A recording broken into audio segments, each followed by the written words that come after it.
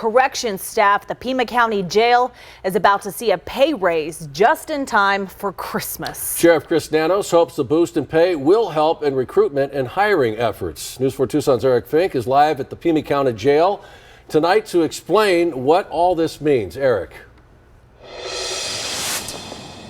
Hi there, Sean. Monica. Sheriff Nanos says there is a shortage of correction officers here at this overcrowded jail. He says right now the jail is over 90% capacity, and he says there's about 170 fewer correction officers than at this time 6 years ago. Well, today, a unanimous vote from the Board of Supervisors looks to change that.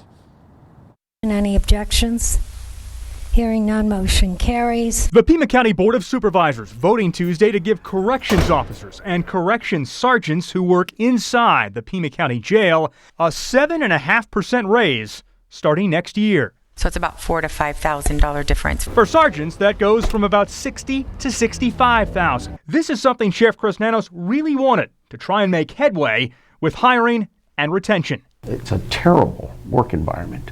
It makes it even harder to hire. Pay will probably help with some of that by being competitive out in the open market to say, hey, we're paying as well as anybody else in the state. When people are leaving the jail, at what point in their careers? Because I can see where this is likely to help us with recruitment. I don't know that it's necessarily likely to help us with retention. Board Chair Sharon Bronson. Simply salaries, and the reality is I'm not sure this is even going to get us more corrections officers. The vote has nothing to do with the wishes of Sheriff Nanos that the Board of Supervisors approve a half-cent sales tax that would go to building a new jail.